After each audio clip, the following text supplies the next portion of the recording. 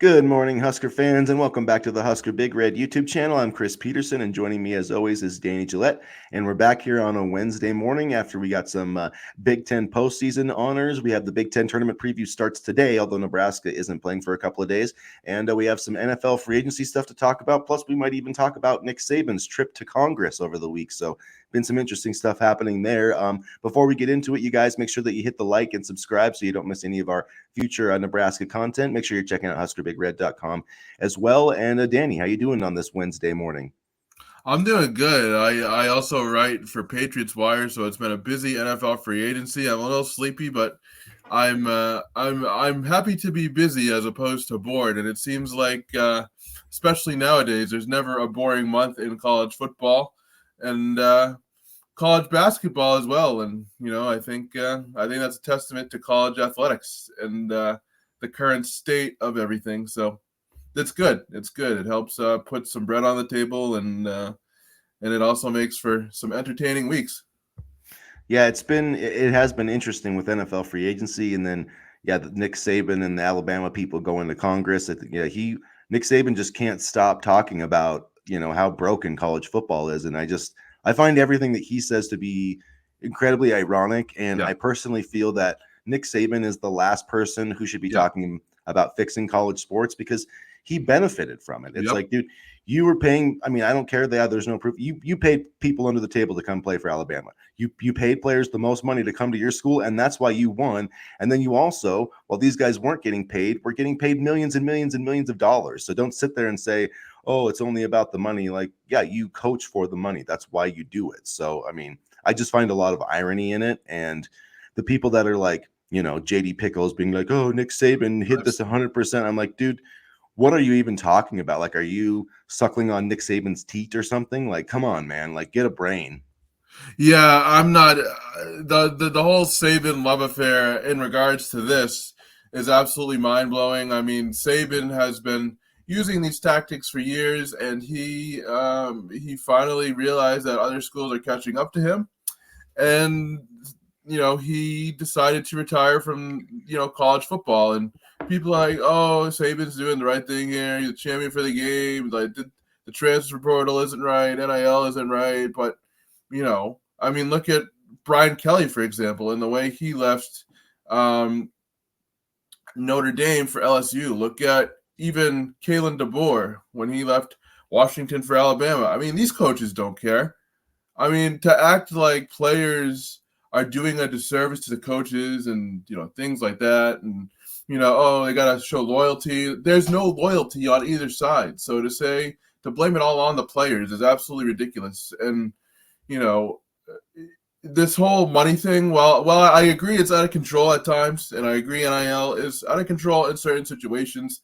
It's not going to be the be-all, end-all of college football. I mean, people say it's going to, not level the playing field, but I strongly disagree. I mean, truthfully, do you think we would have been able to get Dylan Raiola without NIL?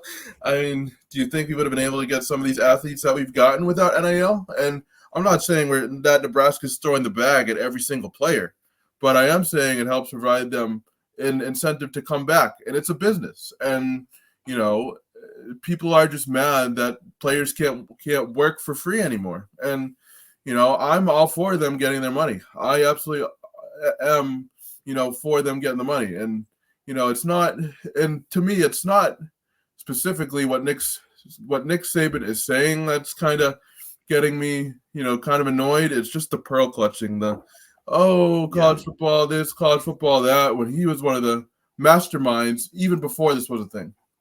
Yeah, that's exactly right. The pearl clutching. That's really what does bother me. And but yeah, I mean, I think even looking at last year, I mean, yeah, his team, he was mad that his team lost the Rose Bowl. Well, you know what? You lost the Rose Bowl to a team with a bunch of players that didn't care about money. That literally was the antithesis of that. I mean, and Michigan does not, it doesn't have an NIL program even as strong as Nebraska, and they've lost one player to the transfer portal, since Jim Harbaugh left, that they actually like wanted on their team, and he wasn't even going to start. He was like and that was the reason he left, is because he wanted to have a preferred starting position at Alabama, where Michigan he was going to be a third safety.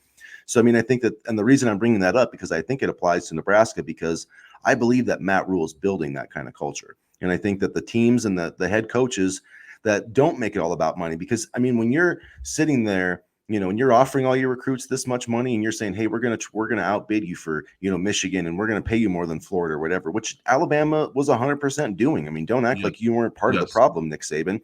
So I mean, if you're gonna do that stuff, then yeah, you are gonna risk your culture. If you're an NFL team, right, and you go out and you spend, you have a bunch of good players on your roster, and you go buy 10 free agents and pay them more, the guys on your team are going to have a problem with that. And especially so you have this dynamic in college football where freshman players who have not played a single down, are coming in here making more than guys that have been All-Americans and stuff like that. And so that's where you have some of those culture issues. And Michigan, for as much as you want to criticize them, and I have criticized their recruiting strategy as a Michigan fan, because they haven't signed a single 5-star recruit since they've made the playoff.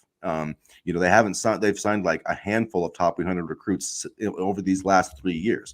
And so, but the thing about that as well is they're not bringing in guys like Walter Nolan, who's getting this huge payday for Texas A&M and leaving after one season after doing literally nothing, and then while another guy on their roster is getting paid less, because that does cause culture issues. And so I think that, the programs that aren't emphasizing the money, like Nebraska, like Michigan, that are really, investing time in players, I think they are the ones that are going to have success. And look at Nebraska had a bunch of really good players. I mean, literally Ty Robinson, Isaac Gifford, Nash Hutchmaker. I mean, any of those guys could have made, anywhere between six, 7 figures potentially. I mean, a guy like Ty Robinson, if he entered the transfer portal, easily I think could get, $1 million, because those guys are hard to find. You don't see good defensive linemen going in the transfer portal like that. So, I mean, the fact that Matt Rule is talking about, keeping those guys, I think there's a reason that they stayed. And there's a reason that you haven't seen a mass exodus of, there's a lot of pretty good. I mean, Jamari Butler is the guy that I was thinking about today that, I almost forgot he's on the team. He had 5 sacks and 8 tackles for loss last year. He's coming back. Like Javin Wright, there's a lot of guys that aren't guaranteed starting positions that are going to come back to this team that easily could have gone in the portal and gotten a huge payday, but they're staying partially because Nebraska has like a base salary thing and everybody's getting paid in the portal, but it's also that culture aspect of it. And you have to build that. And like Nick Saban, I don't think was, invested in doing that. He just was about, getting guys to the NFL, and it was all about the money. So, I mean, he kind of built his own monster there, I would say. Yeah, and Nebraska, and is the first program that comes to my head when I think of this, but they don't make NIL the complete, the complete end all be all for their program, but it's there when they need it. And we saw that with Ty Robinson, like you mentioned, and I think that's important too. I mean, I think it's important to have a balance between NIL and just wanting to come back. But it's also, I mean, let's be honest here, it's also nice to have a little bit of extra cash in their pocket. So I think Nebraska's done a good job balancing between NIL culture and team culture, and I think that's a credit to Matt Rule and his staff. So all right, now that we've went on a bit of a tangent here, we'll get back to another tangent that we'll probably go on is so Big Ten postseason honors, all conference honors, whatever you want to say. So it was a good day for Nebraska. It was kind of an historic in terms of players. They haven't had an all conference haul like this since the 1998-99 season. With Keisei Tominaga getting second team All Big Ten, Rink Mass getting third team All Big Ten, and then Fred Hoiberg getting coach of the year. So Danny, you wrote that piece up, and you had a nice tweet out there should be no about it. So tell me why you think that is, and what your thoughts on Fred Hoiberg being coach of the year with Matt Painter. We're not going to get monetized for this video because I'm just going to say it's absolute bullshit. I mean, I don't like it at all, and here's why. I get Matt Painter and Purdue had a phenomenal season, and they were one of the top teams in college basketball, and in that respect, okay, maybe he's coach of the year, but he had one of the best players in the country on his team. He turns out, winning rosters year after year after year, and to me, coach of the year is, an individual who showed the most improvement over, from last season, meaning 2022, 2023. and that was Fred Hoiberg. There should have been no about it. Fred won this award, in my opinion, far and away. I really don't understand the thinking behind this. I mean, I get, again, Purdue, one of the top teams in college basketball, but to me, Coach of the Year is somebody who excels and, makes his team substantially better. And that was Fred Hoiberg. I mean, Hoiberg really hit it out of the park this year, to use a baseball analogy. I believe it was 18-1 at home, if I'm not mistaken, and a little bit of struggles on the road, but by and large, a fantastic season. Even though I wanted him fired 3 years ago, Trev Alberts stayed the course with Hoiberg, and that's a credit to Alberts, because if I was the athletic director, Hoiberg would have been canned already, and that's why I'm not the athletic director, among other things. But this is a credit to Trev Alberts, and this is a credit to Fred. Because like we've said before, Fred's found a formula that's worked, and he's really made strides over the last 2 seasons. So I'm extremely happy he's won this award. He's been through a lot here, and he's also been through the unique situation of surviving a long-term rebuild. And, that's very rare in today's era of, instant satisfaction and wanting quick fixes. So, I mean, he deserves this award far and away. It's bullshit that he has to share it. But at least, he's kind of completed the full circle of life here, from the rebuild to, a place where Nebraska basketball is, going to be really strong over the next couple seasons. And congratulations to him. I mean, again, I'll just say it. I thought he was dead in the water, 2 or 3 years ago. And yet he's managed to adjust his coaching style, which isn't easy to do out of pride or whatever, and he's found a formula that's worked. So I'm very happy to see this turnaround. And Nebraska should absolutely think about extending him, because he deserves it. He's really worked hard to try to get this program to where it needs to be. Yeah, I think he's 100% deserves a contract extension. I think he's as good a coach. I mean, Matt Painter is really great at what he does, so Yeah. I mean, just give him credit. But, the thing that stands out to me is you look at Nebraska, and they finished, they were predicted 12th in the league. I mean, let's start right there.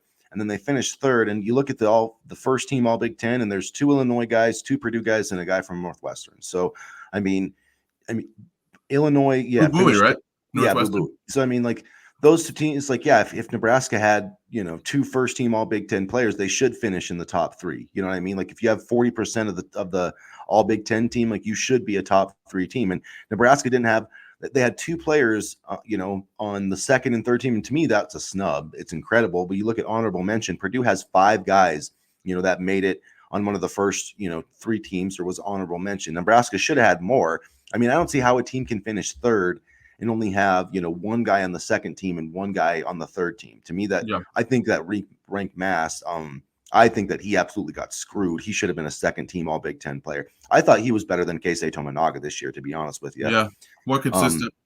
Yeah, not that, I mean, Keisei had really good numbers at the end too, and I think that matters. And for a really high usage player, like, he actually was really productive in terms of his usage. So he had a really, really good season. He came on really strong at the end too. I mean, not just the Michigan game, but he's played really well down the stretch. So, but yeah, I was a little upset. I thought that Fred Hoiberg should have got it, but I guess I can also understand, those, Big Ten. I mean, that Matt Painter beats so many of them so badly to give him the award again, but it is kind of like, not Nebraska. Yeah, not Nebraska. You're right. Didn't beat Nebraska. And that's 2 years in a row that Nebraska should have beat them, I guess I should say. But yeah, so it did, stick in my craw a little bit that it was co-coach of the year, because I think it should have been by himself, but at least he was honored. But the thing that really sticks in my craw, that really boggles my mind, is how in the hell Juwan Gary didn't make all defensive team. That is just highway robbery. That it just shows me that either somehow this league is still biased against Nebraska, or these guys just aren't paying attention, because you can't tell me that. Then there's like 7 guys that made that team. Juwan Gary is a top 5 defender in the Big Ten. And if you can't see that, you weren't watching the games. Like, I don't know what else to tell you. Offense is always looked at first over defense, and I'm hoping it's a case of, these guys not watching the games as often. But I mean, Did you see what Juwan said though? I saw what Terrence Knighton said, and he's just like, how did Gary not make the all defensive team? Well, Juwan just he pulled the Michigan playbook, but he just said, "Okay, bet."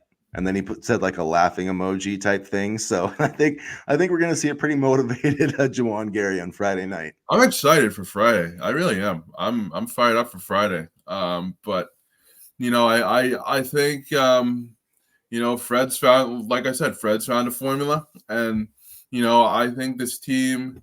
We talk about NIL. We'll see if that comes into play for the basketball team and who stays and who goes. And I mean, I love Nick Janowski and what he can bring, and he's averaging 32 points per game this season at the high school level. So the future's very bright. And one of the things I always said about, Fred Hoiberg during the rougher years is that he can recruit.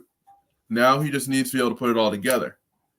He's putting it all together, and he can recruit. I think the sky's the limit for this program. And people also have to remember that there is a certain ceiling for Nebraska basketball.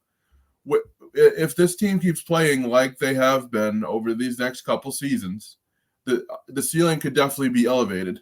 But I don't know if this is a national championship contender. But Fred, I think, has got him into a good place right now where they can, continue to play at a high level for many, many years.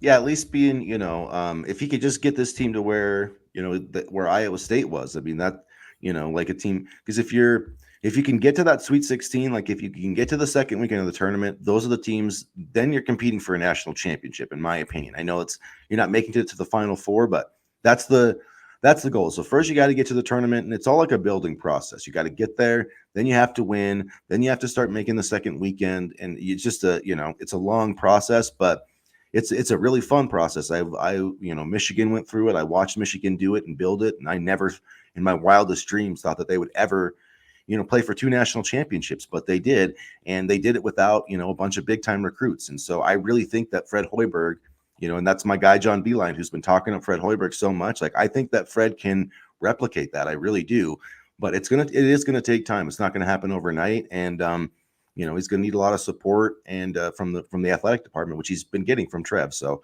feel very good about, really all of the major programs in Nebraska in a very good spot right now. So good on that. And then the Big Ten tournament, like you said, starts today. There's 2 games today. I think it's Rutgers and I want to say Ohio State, or no, maybe Minnesota. No, that's not right. Sorry, I'm messing up the bracket. I know Penn State plays Michigan. And then trying to see who plays on the other one. I know it's Rutgers and some Maryland. Rutgers and Ohio State. Or who is it? Rutgers and Maryland. That's who it is. Okay. Which it boggles my mind that Maryland's playing on the first day when Nebraska got absolutely leveled by Maryland. I believe it was at the end of January, if I'm not mistaken. Yeah, Maryland's they're a really good defensive. They're like a top 10 defensive team according to the Ken Pom rankings. So so that's going to be interesting. And then you look at Thursday, so Nebraska gets the double bye, of course. So the winner of Penn State and Michigan, they will play Indiana, and so the winner of that game will play Nebraska. I love the matchups. I'll just say I love the matchups right here. Yeah, I think they favor Nebraska pretty well. So that will be Nebraska will be playing Friday. They play the late game on Friday night. Do they, or do they play the 2:30 game? I thought they played the 2:30 game. No, they play the late game. So it's Purdue. Purdue plays first, and then after that's Northwestern, then Illinois at 5:30 Central Time, and so then Nebraska would play after that. So probably about 8 p.m. Central Time is probably what we're looking at for tip-off on Friday night. And then semifinal, they would play, let me see. They would play the 12 o'clock, so probably about 2:30 Central Time would be the semifinal on Saturday if they make it, and then the championship game is 2:30 on Sunday. So that's kind of the bracket for you. I think they're on Illinois side of the bracket, so they played them once this year. Northwestern is the other team with the bye. So honestly, I feel good about our chances against Illinois too. Had that foul call not been called, I feel like we would be looking at things a little differently now. Yeah, I think they've got a good chance against. Illinois is playing really good basketball, so That'll be a really good test for Nebraska. And the other thing too is I think that'll if they can win that game, it'll provide them a really good opportunity to actually improve their seeding. Because the thing about it is once you win the selection committee doesn't really take the Big Ten championship game into account because it's so close to selection time. So I mean, maybe if Nebraska's playing Purdue, they could move up a seed or two if they win that game. But I really think the chance for them, if they get to that Big Ten championship game, I think is going to get them that improved seeding either way. So if they can beat Illinois on Friday night, I think that would bump them into like that 7 seed range. Maybe not though, because the bracketologists seem to hate the men's and women's teams of Nebraska, but whatever. I guess they just have to prove themselves in the NCAA tournament a little bit more. And even getting to the NCAA tournament is going to be huge. I'll be interested to see what the draw is for that first game. And, it's truly an exciting era to be a Nebraska basketball fan. And maybe we'll do something Friday. I didn't realize it was a late game. I thought we had the 2:30 game. But I know we talked about doing something Friday. But yeah, that'll make it a little tougher with it being the late game. But anyway. So yeah, it should be an exciting Big Ten tournament, and it'll be Nebraska with the double bye, I believe, for the first time. I don't think they've ever got that before, so no. It'll be exciting. And that Indiana is playing well though, so don't overlook them at all. The Hoosiers are a very talented team. Mike Woodson is coming back for another season, so I mean, at least he knows he's not getting fired, unlike probably maybe Juwan Howard, who might be coaching his last game with Michigan today. So we'll see. Lots of moving parts though, but Nebraska did sweep Indiana. That does always worry me though, having to beat a team a third time. But I like their inside. I think Nebraska's bigs and they're big. They match up pretty well with Indiana because that's kind of their thing. Is Indiana's always a big team and not everybody can handle that. But I hope we got Michigan again. I would love Michigan again. Yeah, I don't think Michigan's making it that far. I'd be stunned if Michigan. I'd be stunned if they won tonight, let alone winning 2 games. I know, wishful thinking, but I mean, if they actually decided to, not let people, they've given up more like dribble in layups, like uncontested dribble in layups than anybody I've ever seen. It's like a middle I feel like school. I could take my power chair and just drive to the basket against them and at least get to the free throw line or something. Like they stood still. They were in cement on Sunday and it wasn't impressive at all. It reminds me of my days of middle school coaching, like where I have to tell people like, you have to stop the ball. Like whatever's happening, you got to stop the ball. That's the most important thing. But anyway, yeah, not good. But the last thing we wanted to touch on, some free agency news for the Huskers. There hasn't been a ton, but I don't know if people saw this, but last week Amir Abdullah re-signed with the Las Vegas Raiders.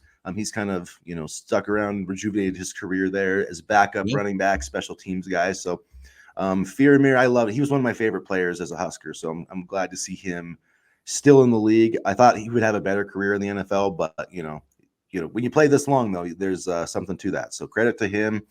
And then the man, one of the best players, probably the best Nebraska player in the league right now, Lavonte David signed a 1 year, $10 million deal with the Bucks. Yeah, an absolute steal. Was he a free agent? Was he an unrestricted free agent? I didn't realize that. I believe so. Yeah.